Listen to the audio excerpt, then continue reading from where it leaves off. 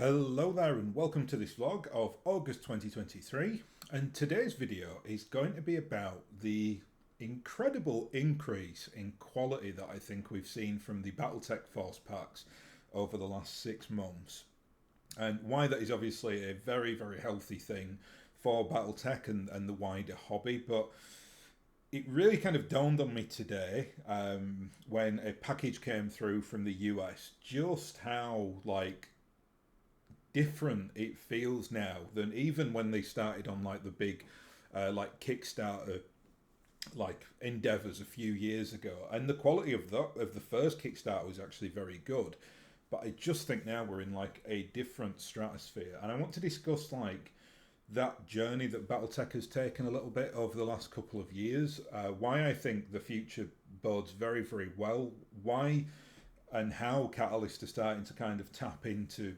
much like wider markets. They seem to be much more like commercially savvy, doing far more interesting things with like the box art, things of that nature that I just want to again just speak about it a little bit and just talk about why I was kind of blown away today by something that happened anyway, and we'll get into that in a second.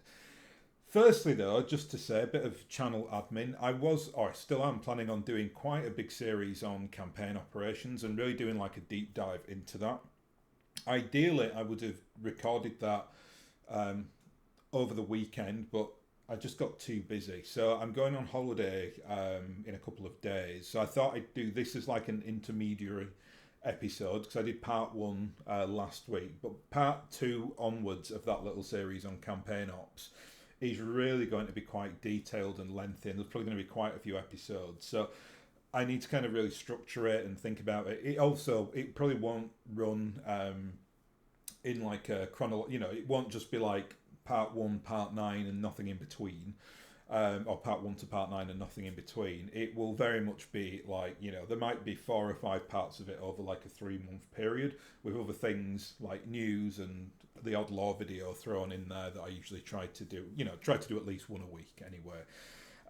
But today I kind of have like this spare hour, and I thought, yeah, okay, I'll do something on campaign ops. And then I got a package, and I was like, I've got to talk about this now. This has like really blown me away. And the package in question came from Ubermex, who is a good BattleTech friend of mine out from America, who sends me lots of weird and wonderful BattleTech stuff in the post.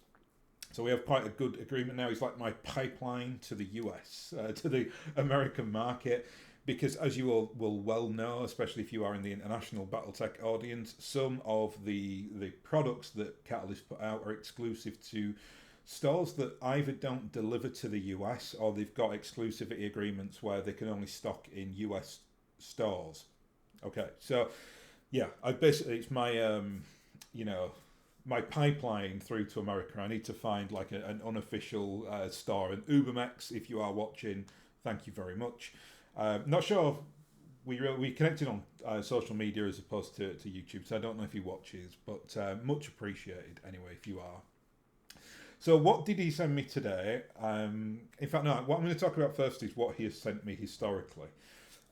Because several weeks ago he sent me some of the new mercenary force packs that are coming out. I can't remember exactly which ones he sent me, but it was some of them, and then some of them I got from a store in the US because they, again, it's just how the kind of the commercial licenses work in these products. But some of them I could get quite easily. Some are much more difficult to get. So Ubermex has been getting me the more difficult to get stuff. So anyway, long story short on that, I've now got everything. To this, as recording, I now have at least one box, sometimes 10, of every like force pack and beginner's box and like like a Game of Armored Combat style level box set. I've got everything that they have ever released post this like new big Wave 1 Kickstarter. So I feel, and given how much I've painted, I mean I must have painted 700 of those miniatures as well over the last like several years. So I feel like I'm quite well placed to give an assessment on that like quality level. And it kind of hit me. It first hit me when I got the Northwind Highlanders box, which was released some months ago now, and it was in particular that new Highlander, which I just think is to die for. I don't put them on the jet plumes, although I think that's a great idea, and I think if you want to do like a, something interesting with like a diorama or something like that, that's a great idea for Catalyst to put that in there. But for me personally, as someone that actually uses scale and like cover on scale and things like that in my BattleTech games, you really couldn't have the jet plume. It would just give your opponent a massively unfair advantage. So yeah, everything that I do is off the jet plume bases. So but what they've done is then the Highlander in question is like stood on an urban mech, and it just looks so good. It's not, the model hasn't changed. It is the same model that they released in Wave 2. I think it's in one of the Comstar Force packs is the Highlander. But this one, just the way that it's kind of raising its arm and it's like looking down with its head, and it's just and it's because it's stood on a mech, so it's naturally a little bit higher than the other mechs. It just looks so daunting and intimidating, and that's exactly what the Highlander should be. It should look like it's got that hawkish, from like above ground look on you, because if you play with BattleTech quirks, for instance, the Highlander has a quirk which make it very, very nice if to do a DFA on, because it only takes half damage, because it's got like the reinforced legs quirk, which ties into its lore as well. That was exactly why the BattleTech was designed the way it was. It's kind of known for, if you get too close to it, you're going to be in a lot of trouble, because it will DFA you, or potentially DFA you, and it won't do actually much damage to itself. But a 90-ton mech coming down on you is going to absolutely wreck face. So that's like one example of the beautiful models that have come out of the last 6 months. There were other ones as well. I love the Griffin 3M, which came in the new Kellhounds Force Pack. It's got the LRM 20. It basically, the model itself is great and it's got a nice pose, but it's a version of the Griffin as well that I absolutely love. It's very, very like powerful. It's like a clan invasion era in a sphere mech. It's very, very good. The Night Star is in there as well. I think that's an amazing sculpt. So it's just, it's the quality of these things is just really, to me, like upper level. And I never thought it was bad quality. I always thought that like Wave 1 and Wave 2 were really, really well done. But the kind of mercenary boxes that they've been putting out are like a prelude to everything that's going to come in Wave 2 and beyond. I think we are in for a hell of a ride here. So let's talk about what inspired this video then. So I got these through the post today. So I got the three, oops, let me make sure this doesn't fall out. This is the Grey Death Legion heavy battle lance. There we are. And this is, again, something, I wasn't actually that bothered about getting this lance pack, because I've said this before on the channel, like I'm still kind of entrenched in that, for want of a better term, classic era of BattleTech, that 3025 to 3067 era, I think you'd call it. This is a force pack though, which has got, it's the first mech that they've done from the Ilkhan era. So there is the Regent in here. The Regent is a 3145 mech, I think. So you're kind of going into the Ilkhan era. It's a mech, it's kind of got a weird history. It's kind of clan tech, but you find it in Innisphere forces, which is kind of inevitable because the clans of the Innispheres are very like welded together by the time the Ilkhan era comes along. And the Regent itself, I've got I've got nothing against the Ilkhan era. In fact, I'm quite looking forward to getting to that once I've kind of got my full collection and I've read what I need to backtrack, read, and things like that. This though, the Regent, and my channel here isn't like one of those proper unboxings where you're going to get like a full, it's going to be on a display rotary thing that you can see. Now, if you want that, go and see Death from Above's video that they did on the unboxing of the Grey Death Legion pack. I'm just going to kind of show them here. The Regent though is a really interesting mech. It's basically, to me, it just looks like an updated Awesome. I don't know if the lore reflects that, but you can see it's got well, I say that, you can see it, you can't really see it, but on its left arm, it's almost like the identical battle fist that the Awesome has. I don't even know if the Awesome lists that as an official battle fist when it comes to quirks. It might do, but this has certainly been inspired by the Awesome. It's got those like big, like 80s shoulder pads as well. It's got like two big lasers in the chest area. It's got one on the right arm as well, just like an Awesome, though they're not PPCs, though they're actually extended range L lasers, but they are clan variants, so they're very good. Anyway, enough about the mech. It's just that's the interesting mech in here for me because I don't know much about it. But the quality of this sculpt, and I tell you, the quality, they've always had the detail, but it's just like, I can only say they've ratcheted it up to 11, right? To give like the Spinal Tap quote. And one thing I think they're really, really improving on is actually the poses of the mechs. I've seen this a lot recently. They were never static. They were always what I'd consider good, like historically, in Wave 1 and Wave 2. And like obviously a massive jump up from like the old Ironwind models, which looked frankly just very static, but they are metal models, so that's no heat to them for that. With plastics, you can obviously be a lot more dynamic. But when you're just looking at like the minis in here, this is the K2 catapult, which has kind of got this really. It's a similar pose to the catapult, the C1 variant, which came in the original Game of Armored Combat a few years ago. It looks sleeker. It's kind of got a bit of a sleeker head, which you would expect because it's got the two PPCs on the side as opposed to the two big like missile packs. But it's just, I don't know, there's something about it. It just looks like it's in motion. So did the original catapult anyway. I thought that was an exceptional sculpt. But even then, I can see there are like different levels of quality on here. There's like different facets of like armor plating, like on the legs. It just, again, this rivals to me anything that a company, say like Games Workshop, are doing. And I always, like I said, reiterate that point. I always thought that the quality was very, very good from Wave 1 onwards. But these things, like, my goodness, there's this is the Gargoyle as well. This is a mech that they've already released, but this is a different variant. It's got the UAC-20 in the left arm. I think it's the C variant, I want to say off the top of my head. This is all these mechs are obviously affiliated with the Grey Death Legion, and it's one that kind of spans over time. So, for instance, we've got here the Shadowhawk. It actually lists it in the cards as well. This is so I presume that Ben Carlisle is like an Ilkhan era mech warrior. I don't know because I've never read anything about him. But on the back we have the lovely Laurie Kalmar Carlisle, who is like one of the original members of the Grey Death Legion. She originally pilots a Locust, and then she kind of takes over Grayson's Shadowhawk, and then Grayson moves into the Marauder. So if you read the books, you'll obviously know all about that. But these are old books, like the first like real big like battle tech trilogy that came out in the 80s. So it really does span all of like every era, this pack, right from the Succession Wars right through to the Ilkhan like Regent mech here.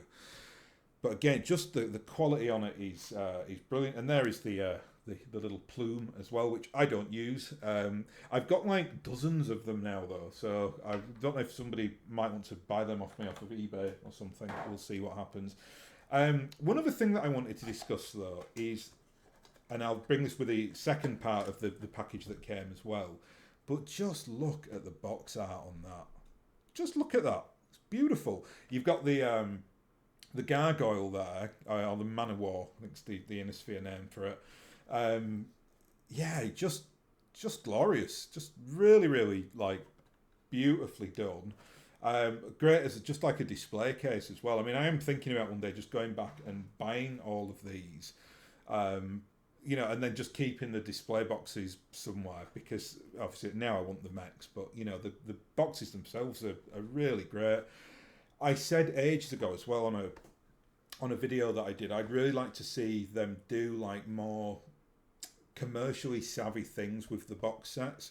Now they've always kind of had a degree of art in there, but you can see like this one is just, it really reflects like the Grey Death Legion, obviously. So it's got that like grey camo on there. I don't have them beside me right now, but like the Northwind Highlanders box was beautiful as well. It had like the tartan on there. The Kellhounds one had that like deep red.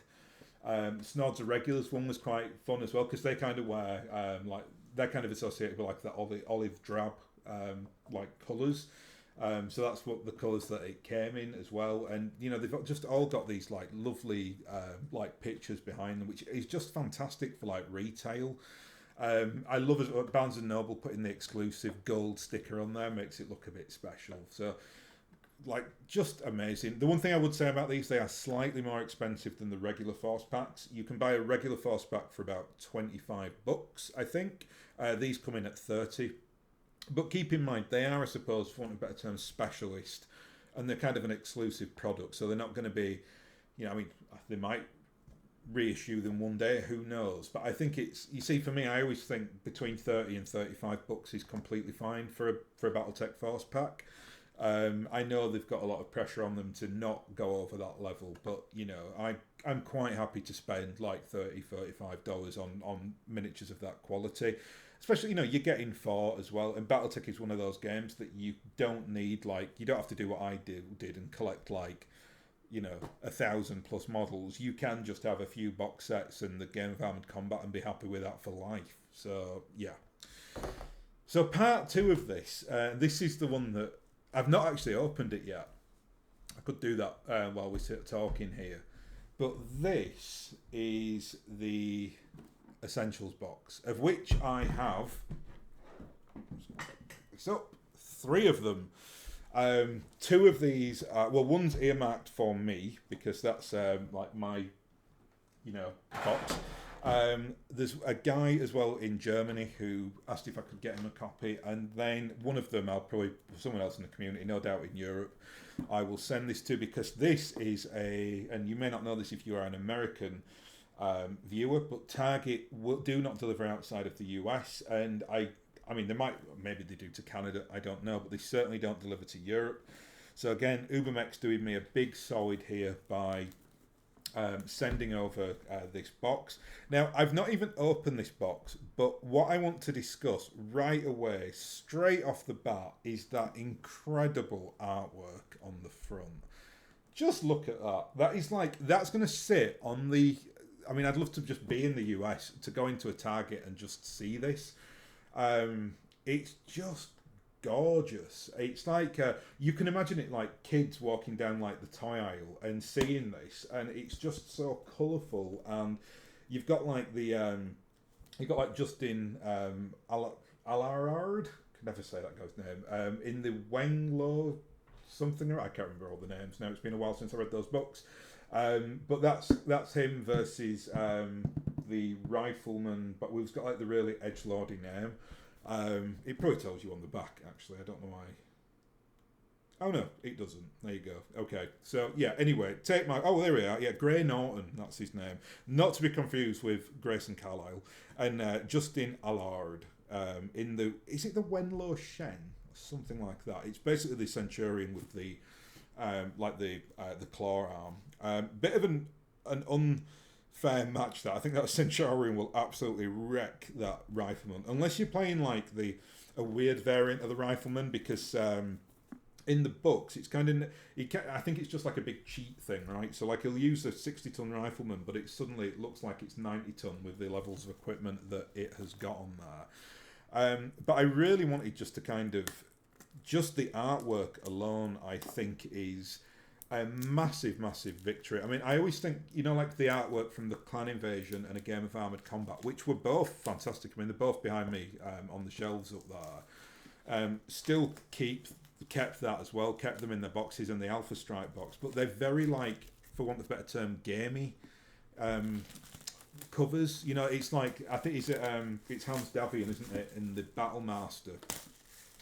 in the on the Game of Armoured Combat. But that's something that's like, it looks quite, it's wonderful, like picture, but it looks a little bit it's very geeky, like you know that if you're a big BattleTech fan, it's quite dark, whereas this just like, again, 12-year-old walking down the thing looks at, oh, what big robot, oh, I'm going to pick that up off the shelf. It just looks so colourful, and it's got all the I think they're fighting there in like something like the Steiner Stadium, which is one of the Solaris 7 venues, just going for it.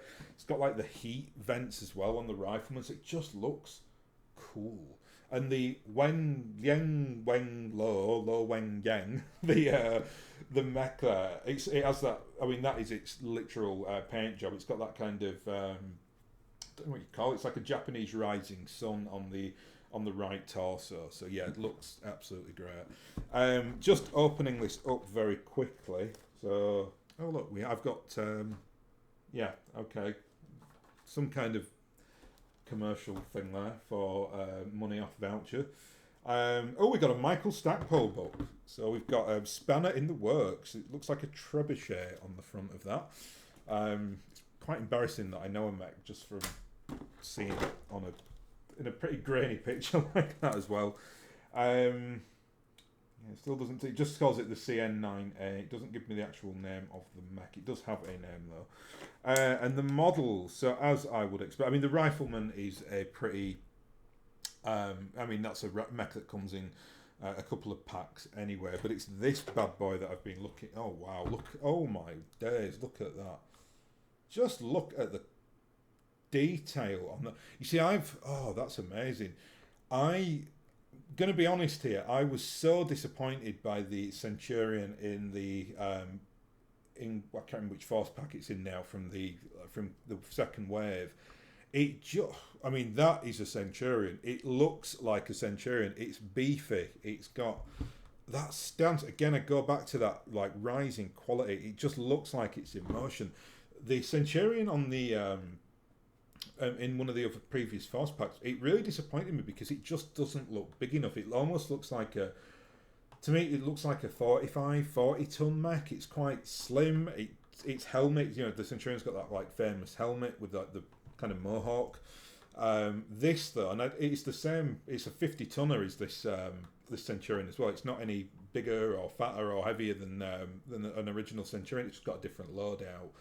But yeah, just again, I'm glad that I opened this like live because I've never seen it before, and it's just good to know that everything I just said in terms of the quality just is proved here as well. That the quality of these things has just ratcheted it up so much, and I think, I mean, obviously, I'm excited by the next Kickstarter. That's going to be amazing, but I think this like, if that is the level that we are getting, I mean, and we, you know, unlike Death from Above, we do like the render blender where we go through the like the new sculpts and see what they look like. I think that they probably won't even come close to doing them justice to how good the mechs and the vehicles as well are going to look in that in the next Kickstarter. So yeah, it was just kind of a bit of a state of a union just really in terms of the models that we're getting, and I just can't even like get my head around how good they are right now. It's just I thought it was a real treat. I remember getting Wave 2 on the Clan Invasion and then getting a lot of the box sets with that and just being like amazed, like, oh my god, this quality is just so good. But this is just different gravy, as we say in the UK. Just the levels of detail on these things, which, speaking for myself, I love the extra detail in there because it just works so well when you're using like washes. It just gives it a lot more depth. It's a lot easier to paint. It's quite weird, is that? Like, you would expect like, oh, it's got loads of detail on there, so it's a real nightmare to kind of, you know, to paint. It absolutely the opposite. When you've got those like crevices and like, you know, it's got like the heat sink like grooves in there and stuff, the wash just gets right in it and it just looks like it's like the undercarriage of the mech. And it just, for the sake of like just buying I mean, I get the Citadel stuff, so it's Null Oil and Agraph's Earth Shade, whatever they call it. They look superb on the Catalyst mechs. In case you were thinking about getting one, it just, I think I basically layer on it all my like forces, and I consider myself very much like a tabletop painter. I'm not very good. I'm like a solid 6-7 out of 10 and can get away with it. But yeah, just for someone like me, it means that I can kind of get through like a company in like 5 or 6 hours usually if I just sit down and like smash it out. And obviously the more detail on there, it just kind of works to my kind of paint job. And I think if you are getting into the painting, the BattleTech's actually a wonderful place to do it because the mechs are very, very easy to paint. You don't have to bother with like faces. I mean, I say that this mech here has a cheeky little face, but I'm talking like when you have to kind of you're thinking, oh my god, how am I going to kind of make the cheeks glow, and I've got to put something in for the eyes or something like that. You obviously don't have to do that on 6mm scale mechs. So yeah, very forgiving.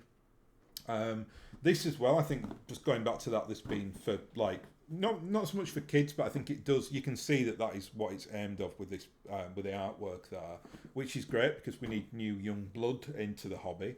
But then getting these two mechs, I mean, it's I'm hoping just two as well, so you could just really kind of go to town to them as doing a little bit of like experimenting on colour schemes and things like that if you'd never kind of painted anything before and wanted to get into the hobby. So really, I mean, just it's very similar to the beginner's box set that they've brought out two versions of now. This I think is very, very similar to that. The only difference is that it is aligned to the, where is it? There it is, Solaris rules. So these are like specific rules for playing one of the stables in like in the Solaris arenas. I think as well the map pack, I believe, is I'm guessing it's half grass, half like Steiner Stadium. Let's have a cheeky look. I don't use these, but let's have a look. And yes, it's exactly that. So half grass, half. That looks like a stadium to me. Anyway, I think that is the Steiner Stadium.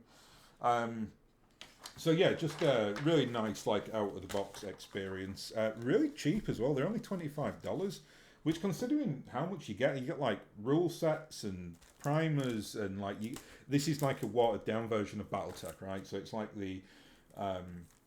it's like classic light. So you don't play with internal structure. You don't play with heat either, I think, if I remember rightly. But there's some really nice. In fact, see if they've got this, because I do have. You can see above my head on the. Here, there is some of the artwork that you get in these packs for like the the beginner sets. So I'm hoping they've done that again. Oh no, they haven't. That's a shame. They've got like descriptions on the back. Yeah, that would have been nice to get a few more nice pieces of art, but never mind. So yeah, great guns, great work. It's so just amazing at the moment. I know. I always remember when Catalyst. Obviously, they've had a few dramas over the last like couple of years with one thing or another, which I've covered on the channel before. And if you're aware of the, some of the stranger aspects of the people in the BattleTech hobby who kind of can start a fight with themselves if in an elevator given half a chance, I think, or people who just profusely moan about everything, no matter how good anything is. I remember one of these people, who I shall not name, it's like Voldemort, he shall not be named, but somebody who was quite vocal on the like negative side and basically moans about everything that happens in that Catalyst do. I remember him quoting something along the lines of, this new BattleTech resurgence will just be like a flash in the pan, and in 10 years' time or whatever, it will just be looked at like those terrible packs that they released like, I don't know, 10, 15 years ago. They had like little packs of like Lance mechs for like the Draconis Combine, and the models are just not very good at all. And I'm just thinking back to that comment now, and like, could that have been any worse of a hot take? It's just so wrong. Like I can't even get my head around how wrong that comment is. Like this will be seen in the future as the golden age of BattleTech, far more so than the 90s. They have got their shizzle together now on every front. Digital, we've got some really, really like good computer game aspects coming out. Obviously, we've now got. Is it going to be? I'd love to know the final tally on like the amount of mechs and vehicles that Catalyst have done. I'm guessing it's about 180, something like that, maybe going up to 200. Just what a time to be alive. And they're kind of, again, with things like the Regent, they're really kind of like pushing on now into the Ilkhan era. So they're kind of leaving the historical BattleTech behind, and no doubt, I think a lot of the new minis and packs that we're going to get now, we have two mechs from the Ilkhan era exclusively. That is the Regent and the Hammerhead. The Regent is the first one they've ever put in a pack, but the Hammerhead came as one of the little singular like models that you could buy from Catalyst specifically. So that to me shows what like direction they want to go in as well over the next few years. So that's superb. And that's it. That's what I wanted to discuss today. Just give a bit of a, an update on these incredible models. And if you are thinking about getting into BattleTech, or even if you watch this channel and maybe you are a bit trepidatious about it, just do it. It's not expensive. You can kind of get like a Game of Armored Combat for like $60-$70. There's so many resources online. You get into BattleTech properly in the tabletop for like $100-$150. I'll give you a couple of force packs and Game of Armored Combat. If you're not used to painting the models, there are like a multitude of resources online. And believe you me, if I can paint the models to a decent standard, anybody can paint their models to a decent standard. So, yeah, now's the time. I think I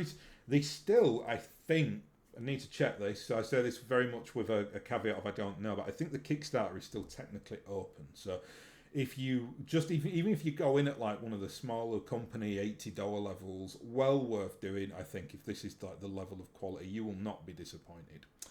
Anyway, I am going to go on holiday soon, so I will be back. I'm not going for too long, but I'll be back next week. I don't know if I'll be able to record next week though, and I'll put this video out today when I record it. So I'll catch you again shortly. Again, I'm going to really then focus on like campaign ops and go into a bit of a deep dive on that as a thing and how we can potentially look to improve that, and certain sections of it as well, which I'd like to kind of zone in on and discuss in a bit of detail. Anyway, I'll thank you very much for watching, and I'll hopefully catch you again next time.